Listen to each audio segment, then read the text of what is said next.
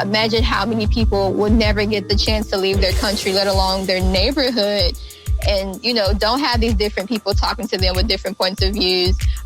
Don't understand there's people out there that want to help. This is Blair Durham with Black Wall Street Today, your media hub for all things Black entrepreneurship, politics, news, and events in Hampton Roads and beyond. Hey, are you interested in being on Black Wall Street Today with Blair Durham? Well, the link is in the show notes. And now, here's your host, Blair Durham. It's the 118th edition of Black Wall Street Today. I'm your guest host, Brian Owens, excited to share with you. Now, it's time for our very first guest, Miss C. Nicole. Hi, how are you? Hi, I'm doing great. C. Nicole is a singer-songwriter, television producer, nonprofit founder, creative group, and publishing house owner. The Rain, Africa, is her first children's book, influenced by the need to have more historical books about African ethnic groups for the youth available, especially for children of African descent. She is also the author of American Presidential Parties, Their Relevance to People of African Descent.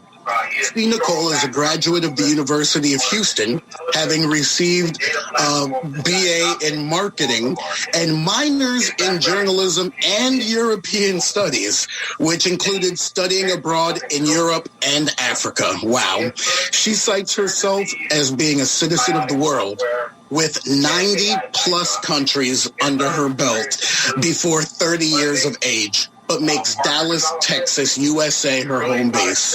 She's an advocate for Pan-Africanism, uniting all people of African descent, and she is the founder of the nonprofit Pan-African Think Tank. You can find out more, donate, and shop apparel at panafricantt.org. I'd like to welcome C. Nicole. Welcome to Black Wall Street Today. Thank you for having me. I'm glad to have you here. You have such an exciting background. Did I pick up on everything that the listeners need to know about you for the intro? Hey, that's my whole life story.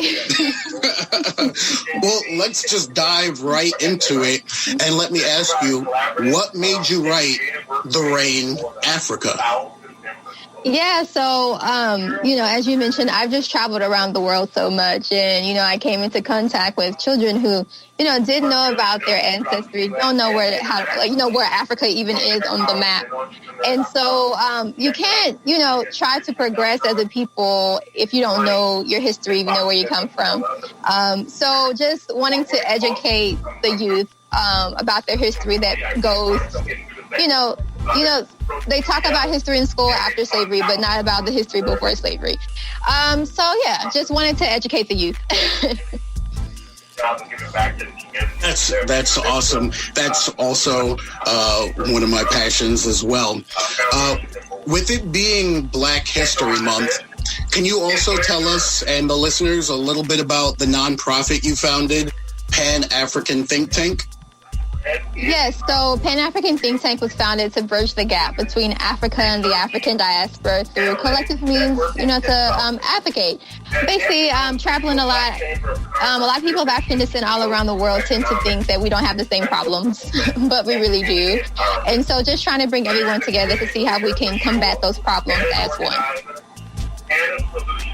Awesome. Now, you have a lot of traveling under your belt. I think we read 90 plus countries. Can you tell us how traveling and getting that world perspective really helped shape your perspective to what you bring to media and literary communities? Yeah, so being able to travel, you're able to have more empathy. You're able to put yourself in other people's shoes. You're able to tell their stories because it's not just another story you read, right? So you were actually there with them, learning about it with them. So it just allows me to see things from a different perspective and to try to talk about things without bias, because obviously my life isn't the same as everyone else's life and vice versa. So that's how travel helped shape a lot of, the literary and media themes. Can you tell us some of the things that the think tank is doing to help implement some of your goals? Yes, so we're in the first phase, and the first phase includes us doing the research. A lot of the think tanks that we know of, they actually just pull from papers that they find, via the internet or library and things like that. And we don't. We actually are on the ground, collecting the research for ourselves in the communities with the people. So far we've been to 7 countries to have our forums to gather this information. And so 5 have been on the continent of Africa. One was in Brazil, so South America, and then 1 in North America. And then in April, I'm going back out to have 5 more forums on the continent of Africa.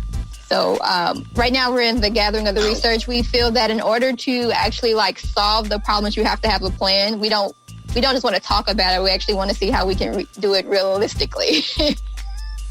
I'm a big fan of realistic problem solving and very practical answers.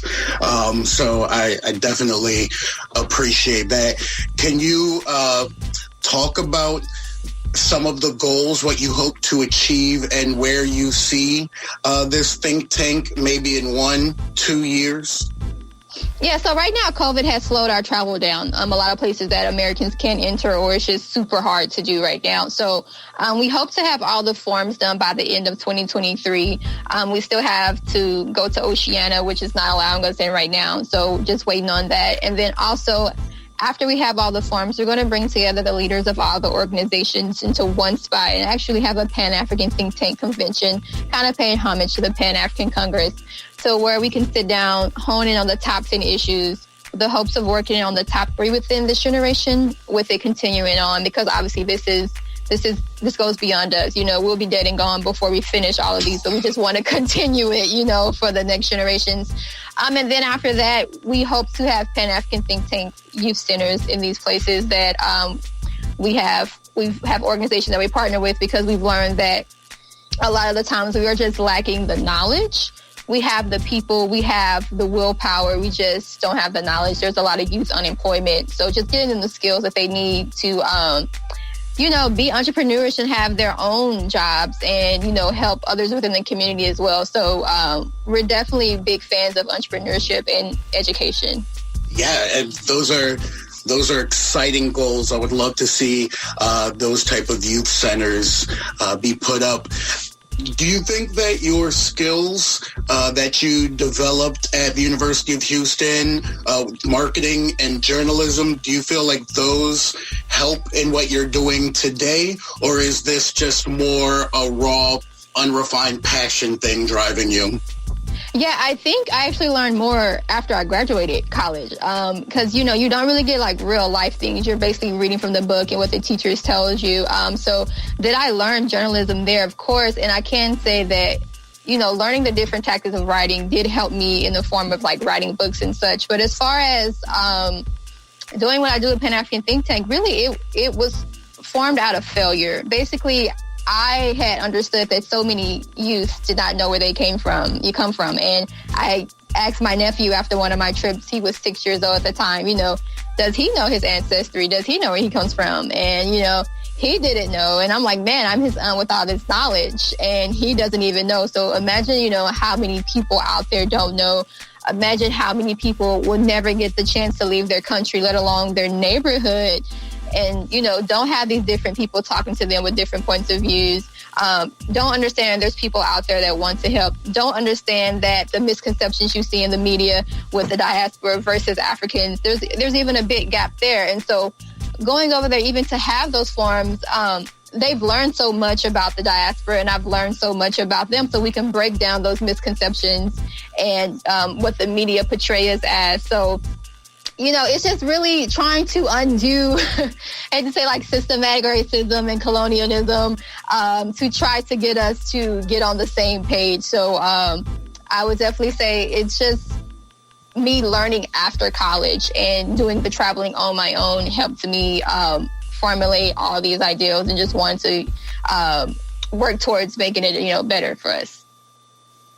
Now, a bunch of our listeners are also into the same goals that you are, but undoing systemic racism is untying a 400, 500-year knot. It can be very demotivating. It's a very long road. What advice do you have for people who aspire to do things like you and continue to help the community, even though it seems like an overwhelming task? I feel like my advice would be just to form your own path, like carve out your own niche, right? So my niche is I'm not worried about what whites have done. My concern is getting us to become a family, right? I'm not worried about the outside influence. I'm just focusing on us and what we can do so then we can be strong enough to fight against it or build our own things, things that Malcolm had in mind, Marcus Garvey. So I would say don't look at everybody else. I would say to have a positive mindset. Don't worry about what's not happening right now. This will benefit future generations. You want your future generations to be better. I would say to keep pushing. I would say to get sleep, stay healthy, because you can't do this if you're not healthy. I will also say to make sure that you have people who want to see you succeed. As we know, Judas and the Black Messiah just came out, a great story about Fred Hampton. Make sure you have people who actually are there for you and not trying to break you down. Vet everyone around you. So yeah, those are things that those are the pieces of advice that I would give. All right. And lastly, I want to circle back to this book, The Rain, Africa. Now, you already let us know why you wrote this book and what you expect, but I'd like to know, after a young person reads this book, what is your vision? What is your dream that they will take this information and do what? If you are a young person not of African descent, I want you to take from it that Africa is more than what they show on TV, that Africa has a rich culture. If you are of African descent, I want you to have pride. If you don't have it already, gain more pride. I want you to be proud of your heritage. I want you to go out there and represent Africa in a positive way. Be inspired by these stories and push us forward. That is so awesome.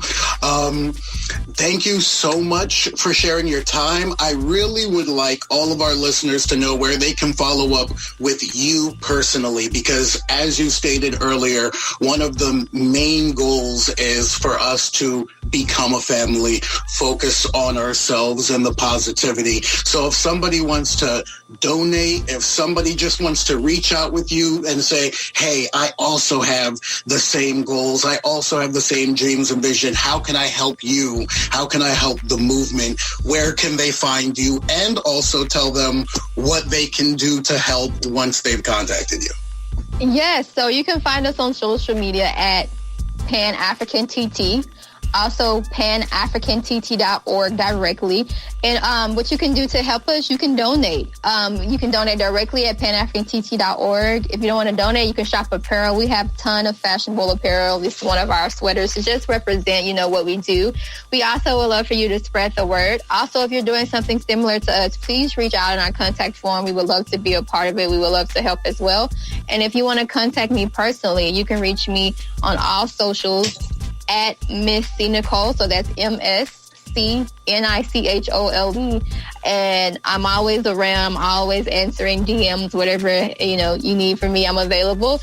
And if you want to know more about the book, you can go to panafricanpublishing.com. You can buy it there or buy it at all your major retailers like Barnes & Nobles, Amazon, Walmart, wherever you shop. Thank you. Thank you so much for sharing your time with us again. That was C. Nicole. Are you a 757 business owner? Do you desire to make new connections and grow your community involvement? Could you benefit from taking classes to sharpen your skills? Well, join Black Brand, Hampton Roads Regional Black Chamber of Commerce. Completing a membership application is simple. Just click onto our website at www.blackbrand.biz or download the app. We look forward to meeting and building with you soon. This show is brought to you by Positive Vibes Incorporated, our consulting services. We do credit fixes, tax resolution, we lend private money to real estate investors, and we do debt consolidations. Basically, we put money in your pocket when you need money. We put money in your pocket when you need money. 757-932-0177. Phenomenal. Stay with us online at Black Wall Street Today on Facebook and Black Wall Street Today on Instagram, and then follow us on Twitter as well at BWS Today. We look forward to talking again next week. Have a wonderful week. I have said and I will continue to say that the most important priority for the Black community is the Black community, not a particular political party. Phenomenal. Hey, yo, when I say black, you say Wall Street. Black Wall Street. When I say black, you say Wall Street. Black. When I say black, you say Wall Street. Black. When I say black, you say Wall Street. Black. Black Wall Street. Black Wall Street.